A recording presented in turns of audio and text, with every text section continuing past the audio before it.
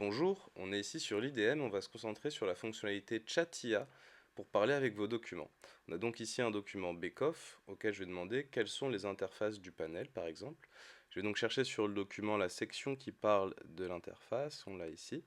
On voit ici des informations et donc on constate que l'IA a bien été chercher au niveau de cette page des informations pour répondre à ma question, avec notamment les interfaces alimentation, le port Ethernet, le port USB, le port DVI, le port RS232.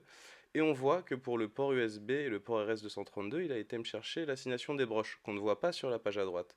Et donc moi je suis intrigué, je vais demander à l'IA où est-ce qu'elle a trouvé ces informations. Et comme vous pouvez le voir, je parle en français, le document est en anglais, et l'IA me répond évidemment dans la langue de ma question. Et donc là, on voit que l'IA recherche les informations dans le document pour me répondre précisément.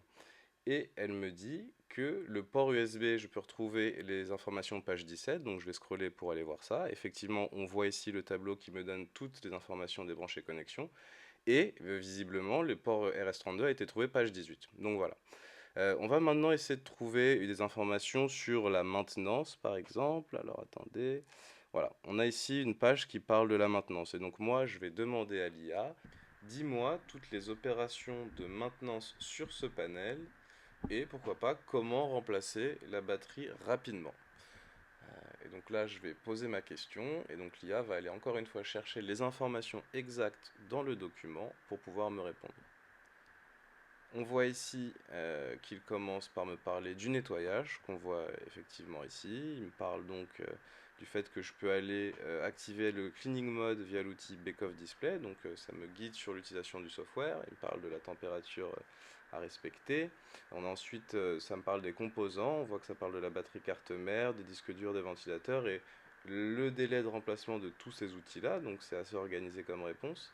On voit ensuite qu'on arrive sur la deuxième partie de ma question sur comment remplacer la batterie rapidement. Et effectivement, encore une fois, l'IA va aller piocher ces informations depuis la page précise du document. On le voit ici avec la mention du CR2032 qu'on retrouve sur la table sur la droite, avec même un petit résumé à la fin du message.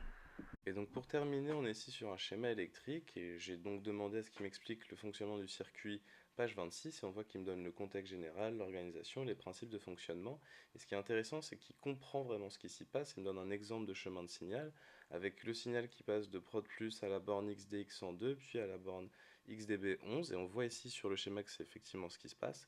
Et il m'explique que si le contact logique BGB1 est fermé, alors la tension prod va arriver directement à BI1. Merci beaucoup.